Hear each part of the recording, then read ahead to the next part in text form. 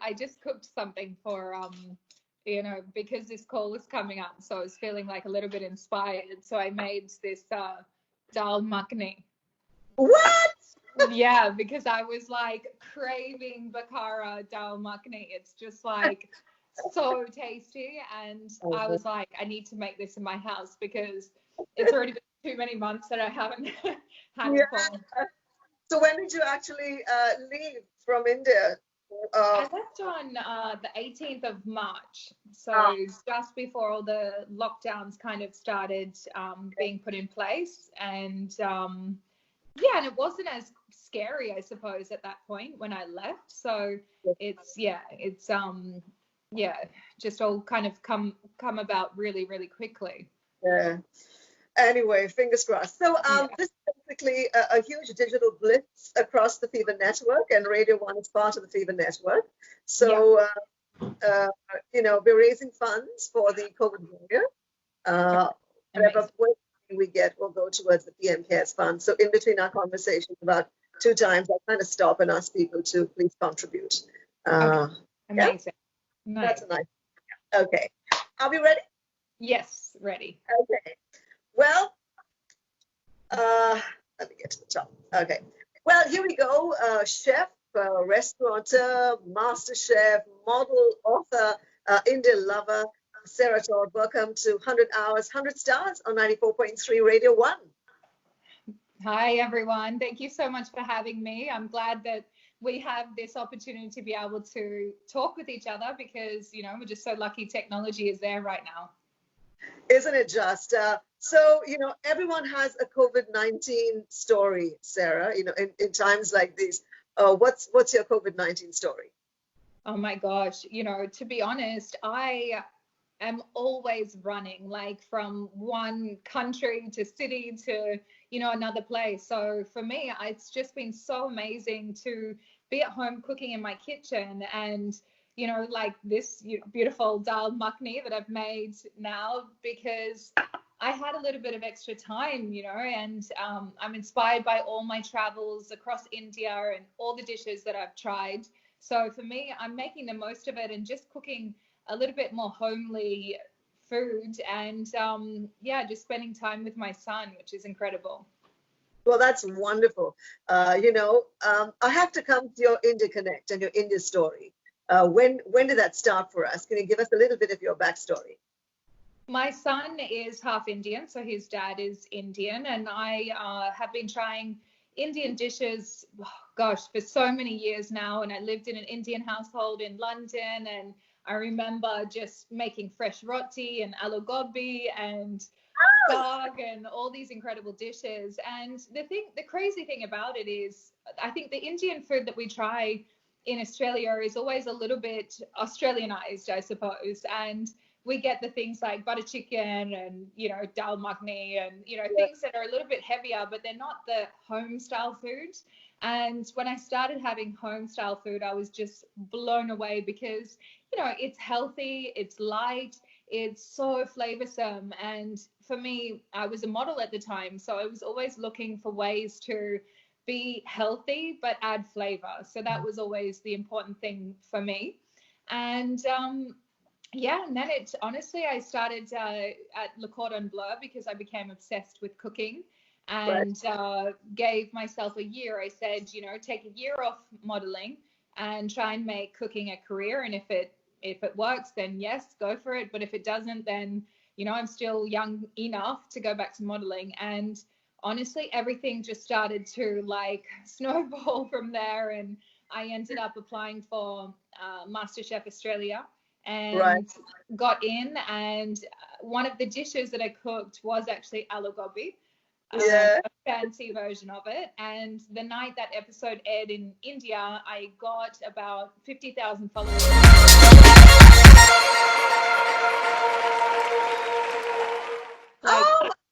Just exploded.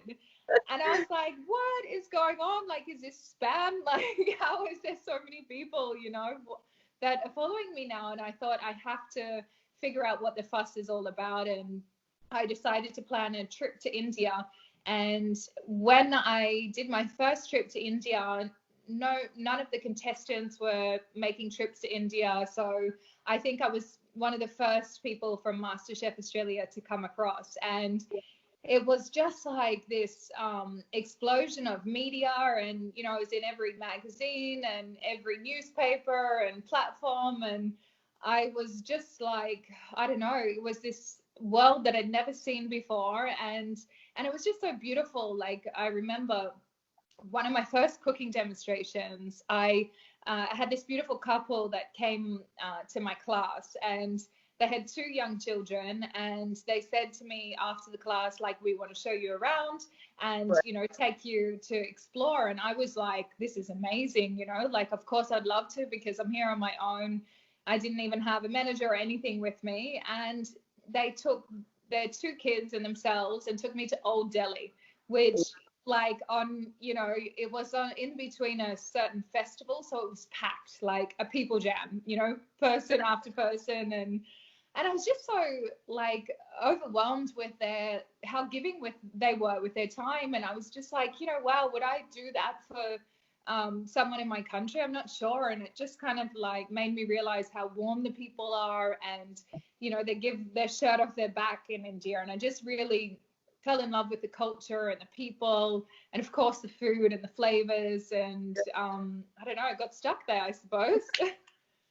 You have a very, very strong connect with Goa. I mean, how can you not love Goa? And then you went ahead and set up this beautiful restaurant, Antares, which is overlooking the Indian Ocean. So you've had wonderful experiences in India, collaborating as well, I think, with the Wine Rack, and then with PBR, and all of that. What has it taught you about yourself? Your stay here in India and you working here. What has it taught you about yourself?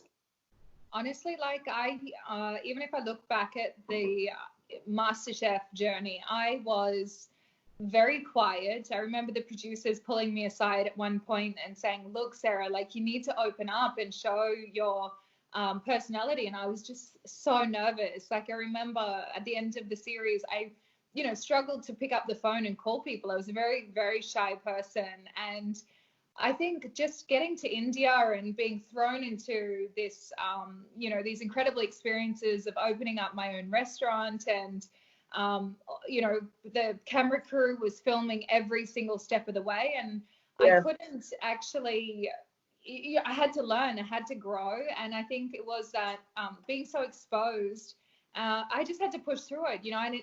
I'm a very determined person, so I don't want anything to fail.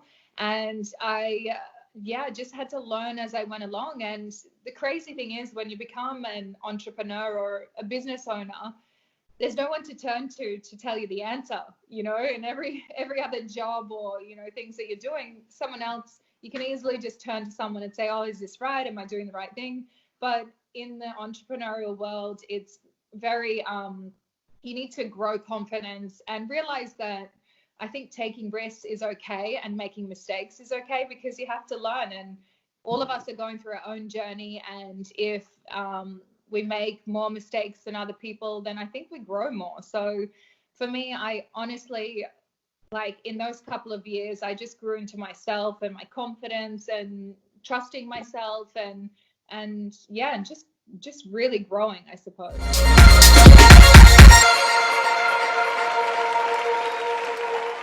All right. I'm going to get you to share some lockdown recipes. But before that, to my Radio 1 viewer now, please make sure you scan the QR code that you can see down here. Please click on that link. It'll take you to where you need to go to fill in those details. And please donate generously. All the money is going to our COVID-19 warriors. It's going to go into the PM Cares Fund. So this is what we're doing it for, to tribute, as a tribute to them, and also to raise funds. So please, donate generously. Okay, Sarah, let's have some lockdown recipes. Well, honestly, it's crazy because we can't go out to go and get groceries all the time. So it's all about being quite, adventurous with our dishes as well. So for me, it's just making sure you've got a few items in the pantry. I have been doing a lot of one pot wonders where, it's throwing a lot of ingredients in together. And I have to say I'm inspired by India with this. So I just made the dal makhni, but I don't need to tell you all the recipe for that. But it's these simple dishes that are very flavorsome and nutritious. So also making lots of, really healthy salads and soups, because I think the important thing at the moment is we're all in lockdown. We're not moving too much, and it's important to stay mentally strong. And to do that, we need to be consuming as many nutrients as possible. So I've been trying to be quite healthy. Of course, flavorsome, but healthy at the same time as well. Can I just jump in?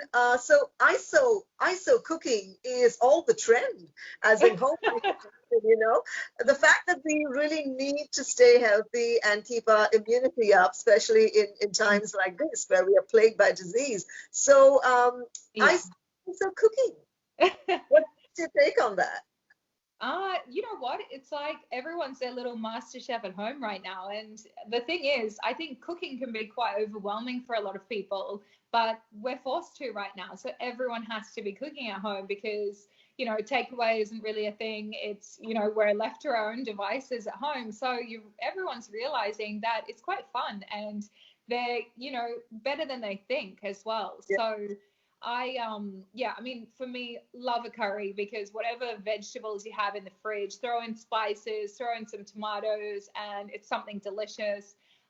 We've actually made a flat Nutella flatbread. So we like a hazelnut chocolate, and on like a thin kind of crepe roti base, and just lathered it up, sliced banana. And my son is obsessed, and it's something he can get involved in as well, making those flatbreads at home. Like, get your kids involved, because when you say flatbread, is it like the same dough as you use to make your rotis? Is it the same thing, or is it different? Yeah, so you can use that, but I actually used a rice flour. So it's more like an Assamese type crepe batter. So rice flour, a little bit of egg, and I didn't even add in any other flavorings at all. So you just add all that together, make it quite runny with water, a little bit of milk, and then it's cooked in a tawa or a pan. Yeah. So just a really thin flat crepe, and then as soon as you've flipped it, cooked both sides, got some nice color on it, then lather it with some chocolate or honey or whatever you have in the pantry, and then we put some bananas in there as well, and it was absolutely incredible.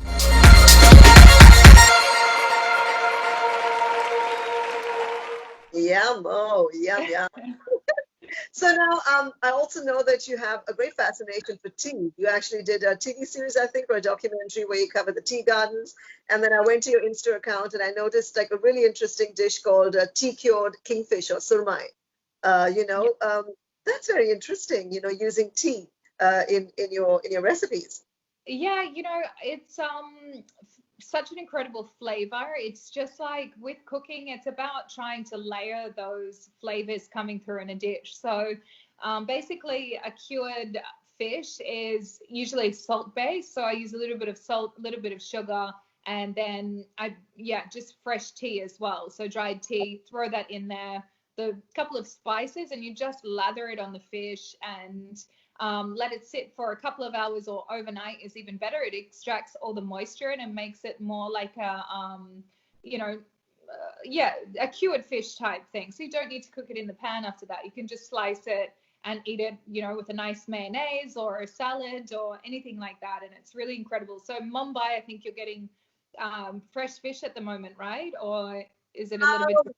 Struggling with the fish. We've been struggling with the fish. So hopefully in a couple of weeks, the docks will open up and stuff. So far we have to go through frozen. So frozen prawns and all of that. But fingers crossed, in a couple of weeks it'll open up. So one thing that I made on my Instagram that went quite viral was I made an almond milk at home, and you can play around with the flavorings of that as well. So it's just soak half a cup of almonds overnight, and then the next morning you throw in the whole almond, skin and all, bit of vanilla, a couple of dates, and you literally just blitz that together with a pinch of salt, and then you just strain it out, or you can, keep all those little bits of the almond meal in there as well. It's just a little bit thicker. and you can add a bit of espresso or a little bit of cocoa powder, play around with the flavorings of that. And people have been really enjoying that, actually. So I've been trying to create more recipes that are just using pantry items that everyone has access to, and keeping it simple as well. Right. I noticed that you added a bit of salt. I think that brings out the flavor, makes it pop. It does. So, and actually coconut oil, a little bit of coconut oil helps emulsify it as well. Yeah, I was really excited to read Bombay quinoa biryani. So that's really unique, and that obviously is far more healthier than a regular biryani.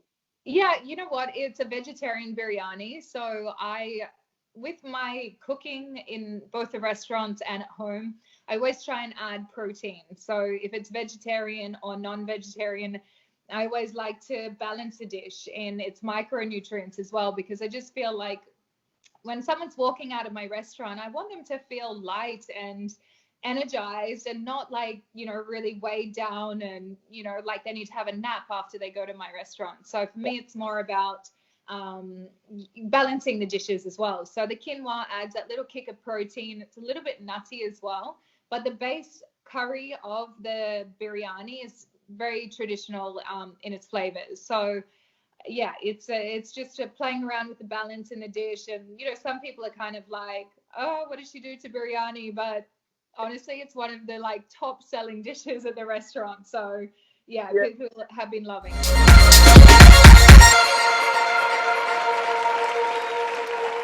Yeah. So do you have any guilty pleasures when it comes to food? What is your guilty pleasure? Oh gosh, yes. I mean, I love chocolate mousse. I'm obsessed with chocolate mousse. If it's there, I can't say no. Yeah, that's probably the key. Banoffee pie, I absolutely love as well. So like caramel, anything with caramel, to be honest. And oh gosh, I have a big sweet tooth. It's my mum's fault. She has a huge sweet tooth, so I grew up having a lot. And yeah, just loving it. So for me, it's definitely sweets. Yeah.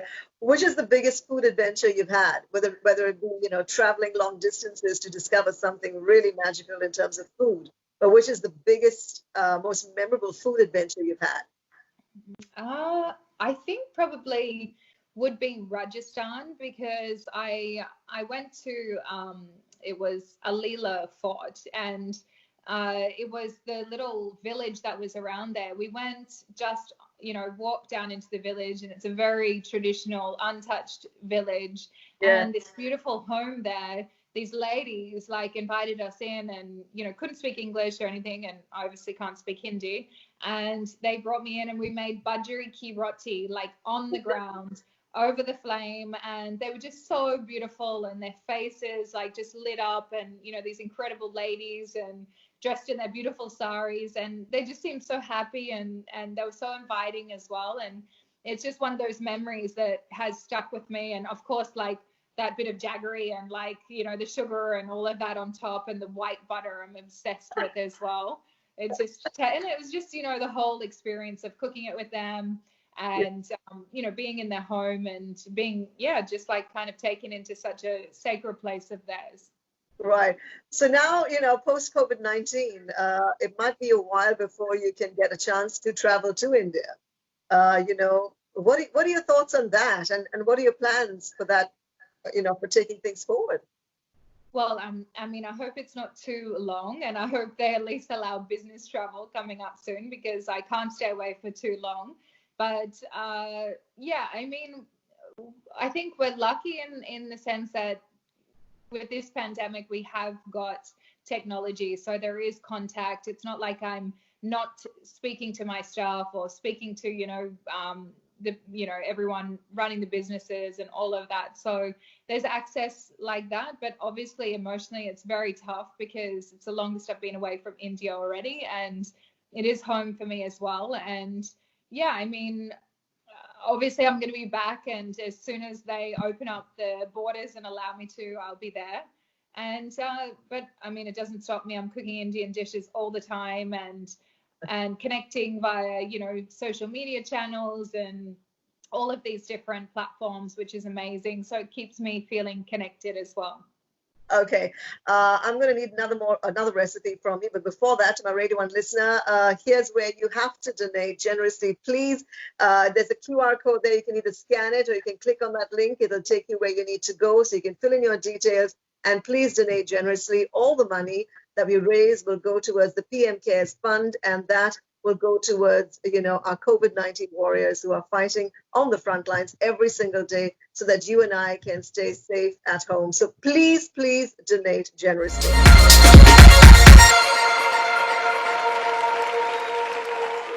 And over to you, Sarah. What would you like to say to the COVID-19 warriors, to people who are on the front line, our doctors and police and all of them who are battling this virus every single day? Your message to them. I'm just so thankful. I think, it's definitely a job that requires a very strong heart and mind and to fight through all of this. And yeah, it's incredible that there's people out there fighting for us and putting themselves at risk. And yeah, I mean, it's amazing to see how the world comes together in such a time of crisis, and people are trying to battle through this together. So I hope that we can all stay positive and motivated to kick this as quickly as possible so we can all get back to normal and start celebrating food and life together again. Right. Well, speaking of celebrating food, I mean, you've actually become like a cultural ambassador for Australia and bridging the gap between India and Australia. So, have you found any commonalities between the two cultures? And if so, what might they be?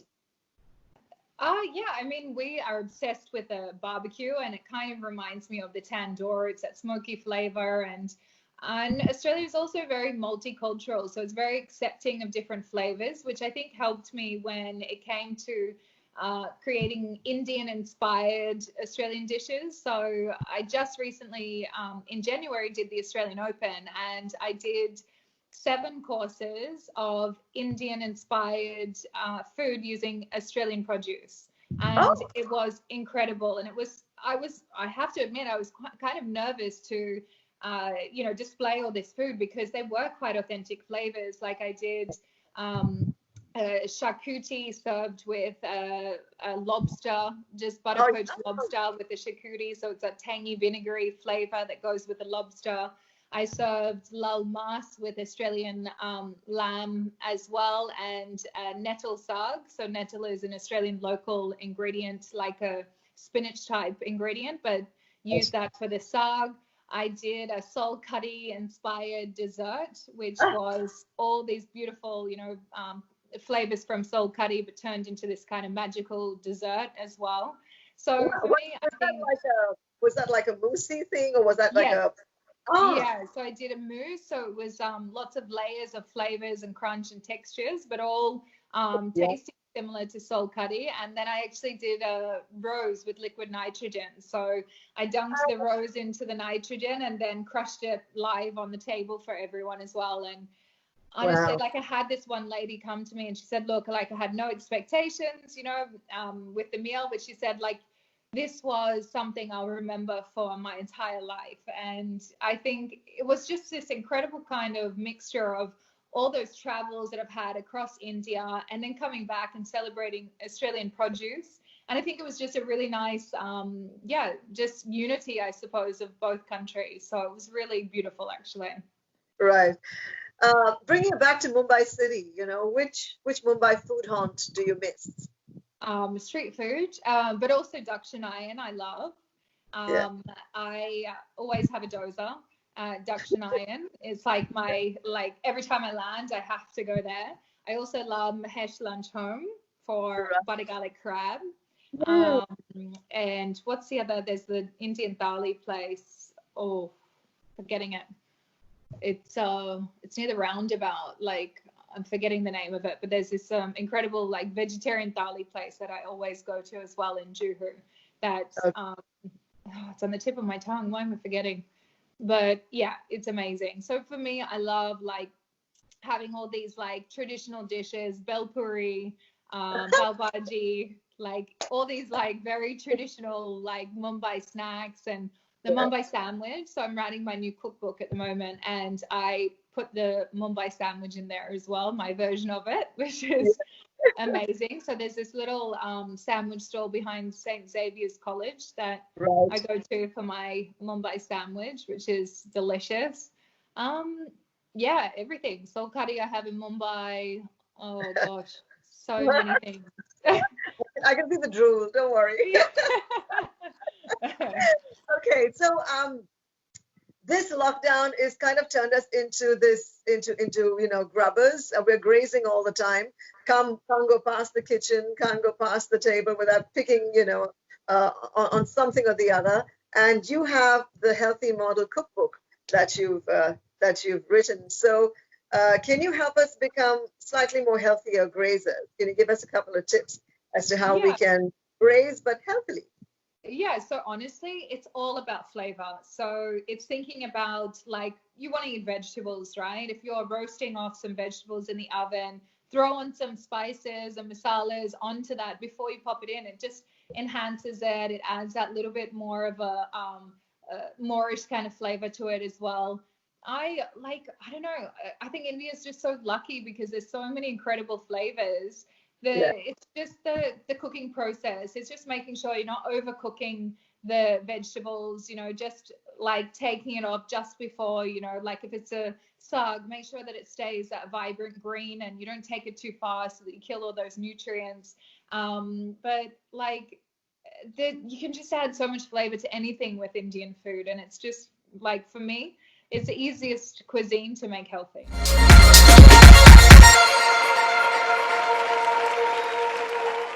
All right. Well, hey, thank you so much. Thank you so much for being, part of 100 Hours, 100 Stars. You've given us some fabulous recipes. We're going to try this. Hopefully the lockdown will lift off in a couple of weeks. It's looking a bit tough for Mumbai city, but the rest of the country, I think it's, gradually and slowly being lifted off. I think Goa, they lifted the lockdown, I think, or almost. Yeah, no cases there now, which is incredible. Right. So thank you so much. It's such a joy. And hopefully we'll have you back here cooking up a storm for us in Mumbai City and in India. Yeah, I really can't wait. I hope you all stay safe and I can't wait to be back soon.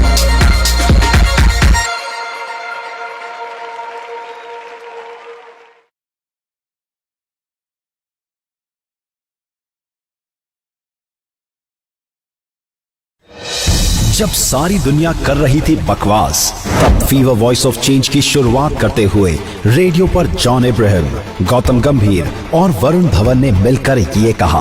हाय, मैं हूँ गौतम गंभीर। हाय, मैं हूँ वरुण धवन। हाय, मैं हूँ John Ibrahim. Fever voice of change के साथ मैं कहता हूँ बकवास बंद, बदलाव शुरू। फीवर वॉइस ऑफ चेंज का सबसे पहला इनिशिएटिव था नो MC, नो BC। मैं जॉन इब्राहिम कहता हूँ। मैं वरुण धवन भी ये वादा करता हूँ, हम अपनी शहर की औरतों को जुबान से इज्जत देंगे, यानी no MC, no BC।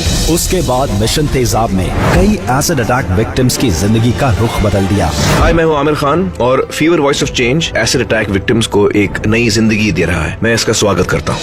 Mission जुर्रत में देश के सारे पुलिस डिपार्टमेंट्स को एक साथ मिलकर कहा।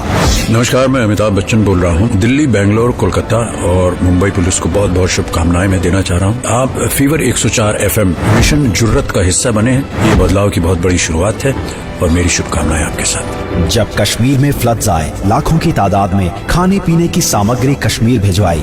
हमारी इस कोशिश के लिए मिशन कश्मीर ने जीता गोवा फेस्ट में प्रेस्टिजियस एबी अवार्ड। मैं और आप मिलकर फीवर वॉइस ऑफ चेंज का अगला प्रोजेक्ट शुरू करते हैं, blood bank 104। Blood bank 104। Fever voice of change के साथ मैं जॉन इब्राहिम ये वादा करता हूँ कि इस शहर में जब भी होगी खून की दरकार, तैयार रहेगा फीवर 104।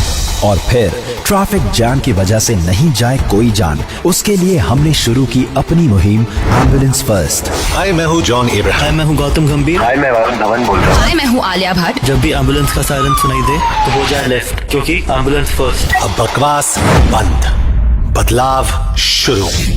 एम्बुलेंस फर्स्ट के साथ साथ फीवर वॉइस ऑफ चेंज ने जिम्मा लिया ऑर्गन ट्रांसप्लांट का और बनाया ग्रीन कॉरिडोर, जिसमें एयरपोर्ट से हॉस्पिटल का सफर जो घंटों का था उसे मिनटों का बना दिया। एम्बुलेंस फर्स्ट का डंका सिर्फ हिंदुस्तान में नहीं बल्कि न्यूयॉर्क तक बजा। रेडियो के ऑस्कर कहे जाने वाले न्यूयॉर्क फेस्टिवल ने एम्बुलेंस फर्स्ट इनिशिएटिव को 2 बार NYF अवार्ड से नवाजा। और फिर कैंसर सर्वाइवर्स की जिंदगी में बदलाव लाने के लिए फीवर वॉइस ऑफ चेंज के साथ जुड़े Yuvraj Singh. Fever voice of change के साथ कैंसर सर्वाइवर की जिंदगी के बदलाव के लिए मैं युवराज सिंह तैयार हूँ। क्या आप तैयार हैं? फीवर वॉइस ऑफ चेंज ने वोटिंग परसेंटेज में किया बदलाव अपनी मुहिम ईच वन खींच वन के साथ। नमस्कार, मैं हूँ फीवर आरजे अमिताभ बच्चन। चुनाव का माहौल बना हुआ और मैं तो कहूँगा कि ईच वन खींच वन। जब मैं भी वोटिंग करने जाऊंगा तो किसी को साथ खींच कर लेकर जाऊंगा। इंडियन आर्मी के साथ मिलकर फीवर वॉइस ऑफ चेंज ने एक ऐसा जश्न मनाया जिसका शोर बॉर्डर पार पहुंचा। मैं गौतम गंभीर। मैं हूँ colonel VN Thapar, captain Vijayan Thapar का फादर। मैं हूँ major Gaurav Arya. Fever FM के साथ मिलकर कहता हूँ, इस कारगिल विजय दिवस मिलकर ऐसा जश्न मनाएंगे कि शोर बॉर्डर पार पहुँचे। जय हिंद, जय हिंद, जय हिंद, जय हिंद। 7 दिसंबर Indian armed force flag day पर फीवर वॉइस ऑफ चेंज के साथ पूरे हिंदुस्तान ने मिलकर दिखाया अपना देश प्रेम। मैं सिर्फ यही रिक्वेस्ट करना चाहूँगा सारे अपने फैंस और लिसनर्स से, आप फेसबुक हो चाहे इंस्टाग्राम हो चाहे इवन ट्विटर हो, अगर आप अपना फ्रेम चेंज कर सकते हैं 7 दिसंबर को, तो कहीं ना कहीं आप वो रिस्पेक्ट दे रहे हैं आर्म फोर्सेस को। दिल्ली की बिगड़ती हवा और पोल्यूशन से एनवायरनमेंट को बचाने के लिए फीवर वॉइस ऑफ चेंज लेकर आया प्रोजेक्ट ग्रीन हार्ट्स, जहां हमने दिल्ली एनसीआर में लगाए 1 लाख से भी ज्यादा पेड़। आप पहले 1 या 2 पेड़ों से शुरुआत करो और कोशिश करो कि उन पेड़ों को अपने बच्चों की तरह बड़ा करो। पुलवामा अटैक इस मुश्किल की घड़ी में पूरे देश को शहीदों के परिवार से जोड़ रही थी एक वेबसाइट, भारत के वीर। तो फीवर वॉइस ऑफ चेंज के साथ मिलकर सुपरस्टार अक्षय कुमार ने फीवर 104 एफएम पर डीजी सीआरपीएफ से कहा, हेलो डी साहब, शरद। हाँ नमस्कार। नमस्कार, अक्षय भाई मेरे साथ दूसरी लाइन पे। नमस्ते जी। मेरे लायक कोई भी सेवा हो, मैं बोला पूरा देश आपके साथ है इस वक्त। अभी I have just sent 5 crore rupees to Bharat के वीर from my side. Fever voice of change ने शुरू की मुहिम #सिंगल यूज प्लास्टिक से ब्रेकअप। मैं तो सभी दुकानदारों से आग्रह करूंगा, आप अपने दुकान पर हमेशा बोर्ड लगाते हैं, एक बोर्ड ये भी लगा दीजिए, कृपा करके हमसे प्लास्टिक की थैली की अपेक्षा न करें। और फिर पहली बार देश के किसी मीडिया हाउस की पीठ थपथपाने के लिए देश के प्रधानमंत्री श्री नरेंद्र मोदी जी ने फीवर 104 एफएम के लिए ट्वीट किया। फीवर वॉइस ऑफ चेंज के पिछले 5 सालों की ये तो बस एक छोटी सी झलक थी, लेकिन फीवर वॉइस ऑफ चेंज की टीम जॉन इब्राहिम के साथ कहती है, ये बस शुरुआत है, बदलाव अब भी बाकी है।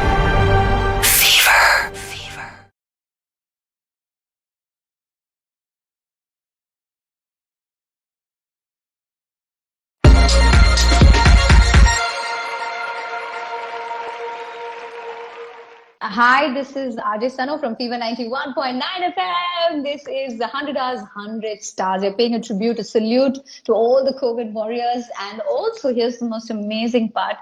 Here's a chance for you to help, to support. You can help by contributing via Paytm, or also you can use the QR code and, contribute to the PM Cares Fund. And with me today is someone really, really special who's going to be part of one of India's biggest digital carnival. She's the darling of Tamil Nadu.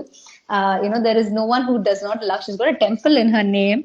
Nobody else has reached where you have reached. She's a politician. She's fearless, a fabulous actor. What a star. The one and only Khushbu Sundar. Vanakkam, madam. Vanakkam. Vanakkam. How are you? How's the quarantine? What's happening? Quarantine is happening. We are at home. We have been extra careful because I have my mother-in-law who is 86 and my mom who is 76. They're both staying with us. So we've been extra careful, not venturing out, not even stepping out of the gates. So at home. All right. Anything positive? I do understand, it's a moment of stress. It's the period of stress. Anything positive that has happened during this time? Positive is like we are home. All the girls are there 24/7. You're spending time together. Normally we are always there only for dinner because my husband leaves for work or I go for work, and my girls, of course, the elder one being in London since last year, and the younger one goes to school at 7:30. So we generally get together only for dinners. But now, like 3 meals a day, we've been spending time together, watching films together. My younger one is writing a lot of songs, so she is writing those, reading out those poems and songs to me. So it's fun. It's like spending a lot of time together. Super cool. So life before quarantine, how hectic was it? How was Khushbu Sundar's diary looking? How were the appointments? What was going on with you? No, it's just that I finished the serial, what I was doing. I finished in Jan. So I have been literally, sitting at home and going to the office, of course, regularly on everyday basis, going to the office. I'm glad that my elder one is here with us before this corona problem came up. So she's here with us and she couldn't go back. The only thing, the diary was filled up because there was a lot of travel involved. I was traveling in and out of London almost every 3 weeks because I was spending 1 week with my elder one in London since she moved there. So every month, once in 3 weeks, 1 week I'm there, a week or 10 days. So that has come to a standstill. But otherwise, here at home, what we girls, just mother and daughters on an outing, we suddenly take off, go for a lunch or a dinner, or just go out and have some cup of tea or coffee, spend a lot of time together, shopping together. All that has come to a standstill. But then all that we are doing it at home. The girls, of course, not being at home, they're driving me up the wall. In fact, just before I came to this conversation with you, me and my younger one had a scrap and we were screaming at each other and she went her way and I went my way. So all those fun times are happening. Mother with 2 teenage girls. Oh my God. One is just out of her teen and the one is right at the center of the helm of a teen. So it's like, oh my God. Driving me up the wall, definitely. It sounds like a one-line horror story. A mother with 2 teenage girls locked inside the house. It's a horror story, madam. I definitely can't explain it better. It's definitely the same. I ask any mother with 2 teenage girls. It's like, wow. So that's the thing, right? You may be the most award-winning actor, star, but at home you're a mother. You're there with the kids, struggling. So tell me about some fun moments as a politician. I know it's all serious business and, there is a turf of war and all. Some fun moments as a politician. How's that been? How's that life? Yeah, fun moments are there. As a politician, I think, unfortunately, if you want to have a little fun and you have some fun, then you're labeled, oh, you're a politician. How can you even share a joke in these hours of crisis, these hours of trouble? You're not supposed to share a joke. So probably being a politician comes with a tagline that it has to be all work and no play. But I tend to be a little different one. I enjoy myself. I live my life to the fullest. And of course, I'm a politician, but when I have to work, I work. When I have to be normal, I'm normal. So I think those fun parts I continue. We share jokes. It doesn't matter which party you belong to. If there's a good, you appreciate. If there is bad, you rip them apart. So I do my job. Rip them apart. I like how you said. Smilingly, she's saying, I rip them apart. Super. So, also tell me about, at home, like all the work that's happening. I mean, of course, you're people who follow what you say. You've not allowed anybody into your house. I know that for a fact. In between, you had a dental surgery also. You had to go running. So there's some madness, some memorable moments in this quarantine so far for you to share? Moments are always special. My day starts early. Me and my husband have been working out together, doing yogas. There are some lazy days when I don't want to do it, and I just sit back and watch him doing his yoga. Of course, I do try to join him every day, but then, with no house help at home, you're like sweeping, mopping, doing the dishes and washing the clothes, dusting, everything, cooking. So it's like by the time you finish, you are dead meat. So there are times when I have my very lazy times and I tell my husband, I do get up early even then, but then I'm like, I'm not interested in doing any exercise today. Please let me go. My husband is religiously, he works out in the morning and evening. And I said, fantastic, you're a great, do it. Super. So it's been a very hectic life for you. Okay, I'm going to play a little game with you. Okay, are you ready for that? Yeah. Okay, super. So I'm going to give you some situations, and you just need to give me a nice big smile, and based on your smile, I'll get the answer. Okay, how about that? Okay, so I have to keep a serious face, which is difficult because I keep smiling throughout. So based on your smile, I will get the answer. Are you ready for your first question? Okay. Yeah.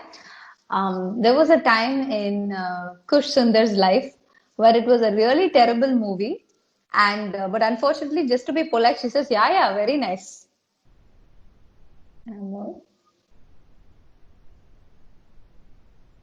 She's done it. She's done it. She's done it. She's done it. I won't ask you whether it's yes or no. Don't worry. Don't worry. Second, when that bad an actor. Of course, that was yes. I thought I couldn't hear you. What did you say? I lost you in between. I said, of course, that was a yes. Okay, fine. I won't ask you who did you say to, which movie that was. I will not ask you that question. Don't worry at all. All right. Second one. When a politician, and a few politicians say they don't even know the spelling of corruption. They are like corruption free and they're as white as the clothes that they wear.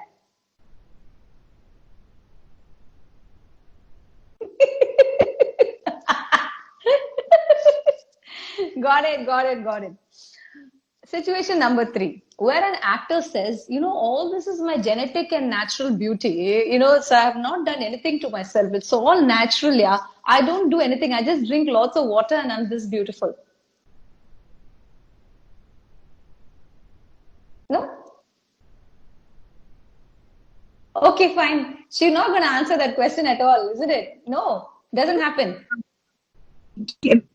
No, I don't do it, so I don't know if others do it. I can't be judgmental about them.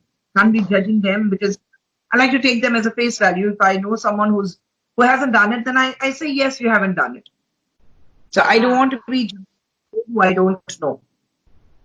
Okay, fair enough. Look at that. She won't. You can't mess with Khusbhu. I'll tell you. You can't mess with her. Okay.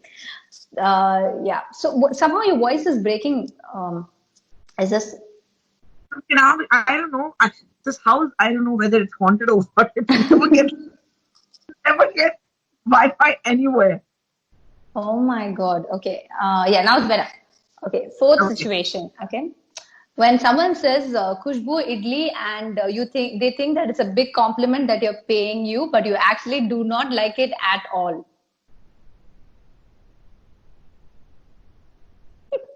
I like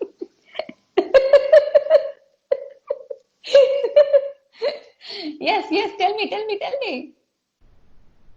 I actually like it because I'm not fond of idlis, but I like when people say there's Khushbu idli, so I like it.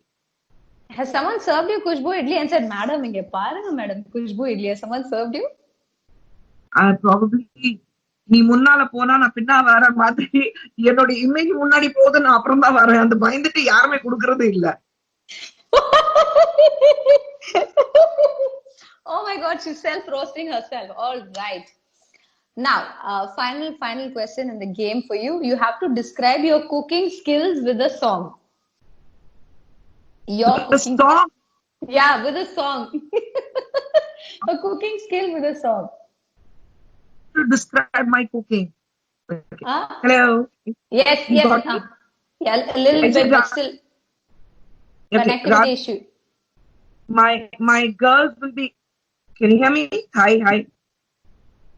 Can you hear me? Yeah, now I can. Yes. I said rather than me singing and describing my cooking, I think my girls will be the right person to do it, and I'm not calling them and taking a risk. Any song that comes to your mind, yaar. You're doing your own review. Come on, Khusbhu Madam ji.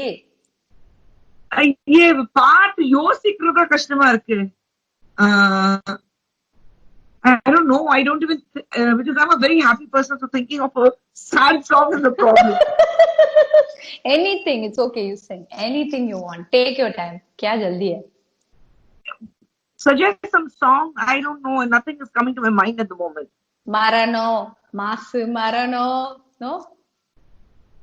Marano, mas. அந்த அளவுக்கு கேவலமா இல்ல.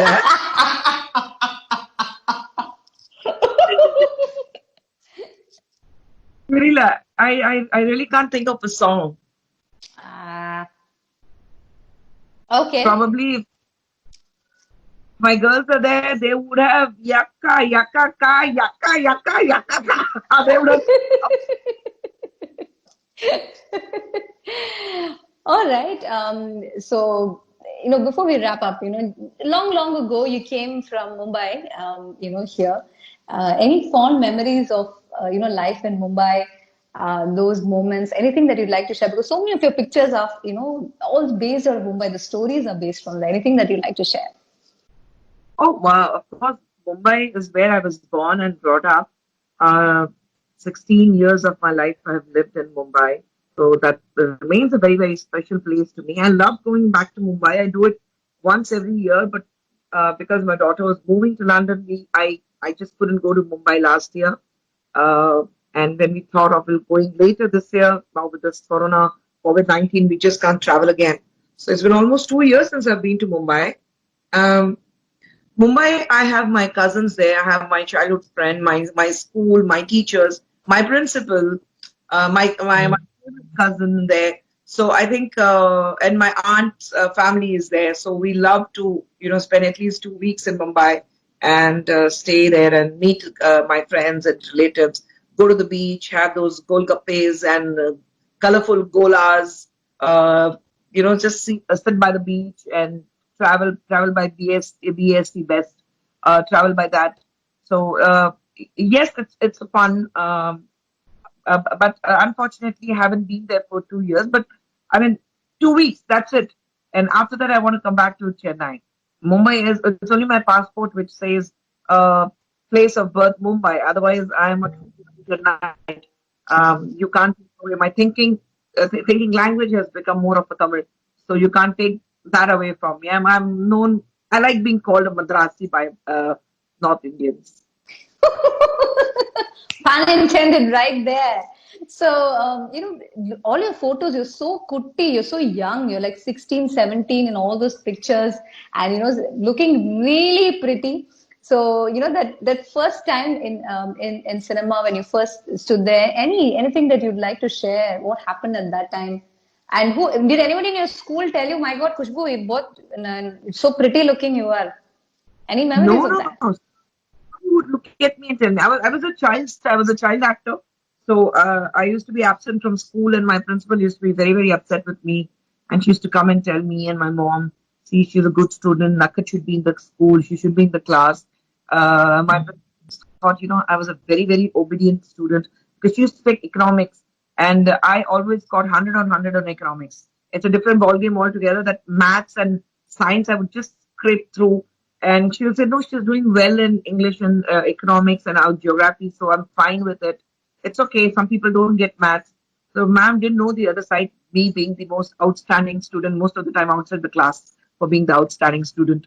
So, but of course, school was fun. And after that, it was automatic, the transition from being a child actor to play the lead role. And in fact, very recently, we got, hardly, I think, a year or two, got a touch base with Boni Kapoorji because he was supposed to be my first producer to introduce me in Hindi films. Me and Boni ji are in regular touch. Anil ji is in regular touch. Of course, Govinda, Chimpu Kapoor, a couple of my friends, we are constantly in touch with each other from the film industry. So it's otherwise it's fun. And those are the memories where these pictures Boniji saw somewhere and he called up and he said, this is when I signed you for the film. You remember? By seeing these pictures. I said, yes, I remember that. Saying this is what I saw. And see, I was right when I wanted to introduce you. See where you have reached today. I said, yes, thank you for showing so much of trust in me and believing in me. So that's it. But nobody thought I was gorgeous. I was beautiful. And I think we were so busy working, it didn't make sense to keep going back and say, oh, you're so beautiful. Nobody was bothered about that. It was only about work. It was not about looks. It was not about the social platform. It was not about touch-ups. It was not about beauty cams. It was not about any of these filters. It was all natural. So I think we belong to, I always say that we belong to that old school, and we still believe that we are happy we belong to that old school because we have those discipline, we have that one set of working pattern with us, and we continue with that. Wow, well, well said. Thank you, Boni Kapoor ji. Romba nandri. Thank you for, bringing Khusbhu into the movie industry. Hi. Got me there? Yes. I said Bernie Kapoor in a bomb will introduce Pannale adukku nandriya. Amma, thank you, sir. Oh, thank you, sir. Okay. So to wrap this up, let me see how, since you have two, young ones at home, let me see if you know the millennial language quiz. What is the meaning of YOLO? What? Yo-yo? Yo-yo. YOLO, YOLO. YOLO. Appadina? Think, YOLO. No idea. Okay. You live only once. Oh my God. You live only once. I have no idea. Okay. Yeah. Okay, So next. what is Netflix and chill? Controversial question. What does Netflix and chill mean? Netflix and chill Mia. Chill. Netflix and chill. What it means? Netflix and chill. In Netflix, I don't even know how to operate here. Plus chill, so sutto. Okay. Finally, FOMO. Huh? FOMO. You make it up, Khusbhu. I'll leave it to you. Let it be Khushbu's dictionary. You make it up. What is FOMO? Oh, yeah. No, that eyes for your eyes only na ear. Delhi FOMO. Oh, yeah. For one, what? What is it? Yeah, FOMO. Fear of missing out. Ayyo. Nada sonne I'm not. I believe. But still, you've not shared with me. See, so many political rallies you have gone, so many political meets you have gone, you have addressed people, you've got claps and all that. Stage some fun moments while going out in a rally or going and talking to people, anything, being a politician. Anything fun that happened? No, not fun, but then, see, I've been in politics for 10 years. When I go out on rallies or I go for public meetings, I do understand the mood of the people there, the crowd, and whether they're the paid crowd or whether the crowd has come on their own, and whether they're there to look at you or they're there to listen to you. So I can make out the difference. So my way of speech changes according to that. Because if I know that people are there only to see me, then I have to start in that language and then make them, glued to what I have to say, the message. That will come in the end, but then make sure that I go into their flow. And most of the time what happens is, when I'm there, these women, the minute I finish speech and I come back, I find somebody pulling my hair. So I generally plait my hair and go. But, you see this long stress of hair. The women actually come and they pull my hair to know whether I'm wearing an extension or wig or it's my real hair. I'm like, why are you pulling my hair? Sorry.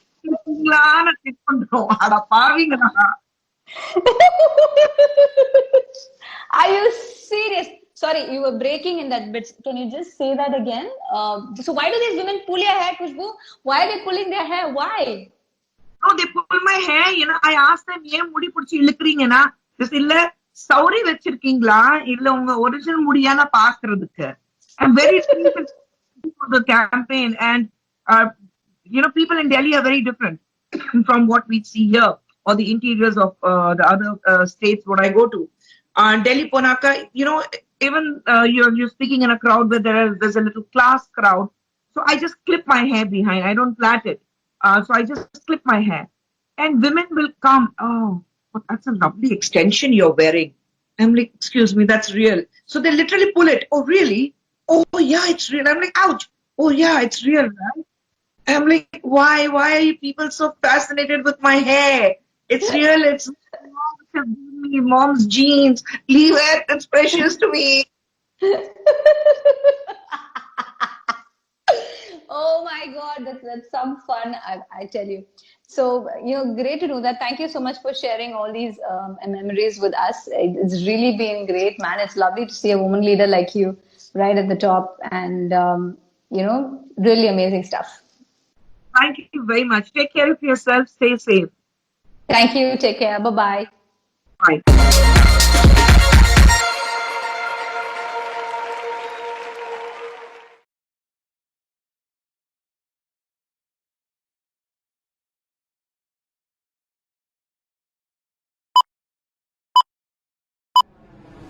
Presenting Fever Network.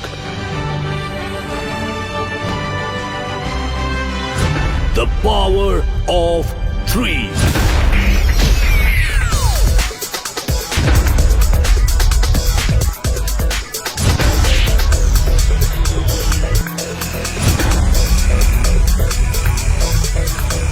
Number 1 station in Delhi, Mumbai, Bangalore and Kolkata.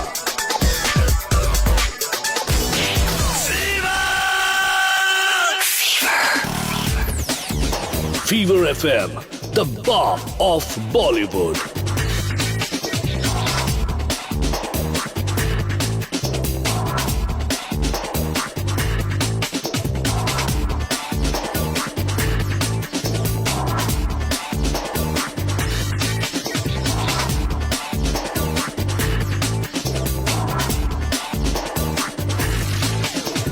Congratulations to all of you for being the number 1 radio station.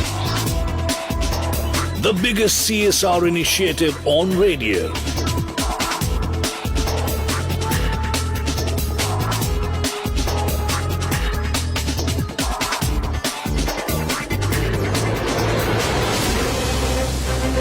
Pioneers of radio drama in the industry.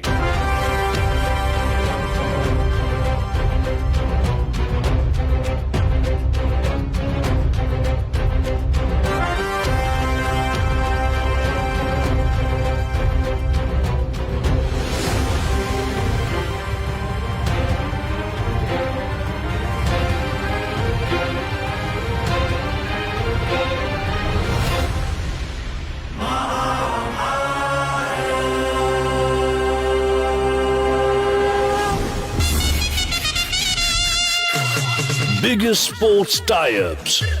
Official radio partners of 5 winning IPL teams.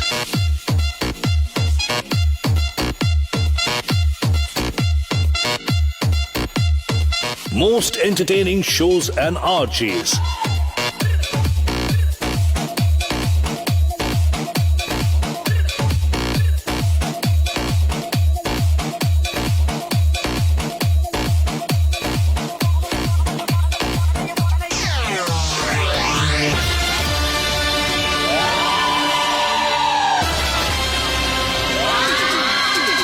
Radio Nasha, India's coolest retro station. 107.2 Radio Nasha. Nasha, Nasha, Nasha, Nasha. Gaane ka nasha, gungunane ka nasha, sunne ka nasha, Celeb RJs.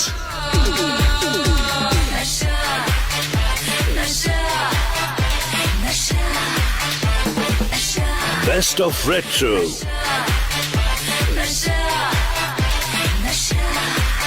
Shows and RJs that take you back in time.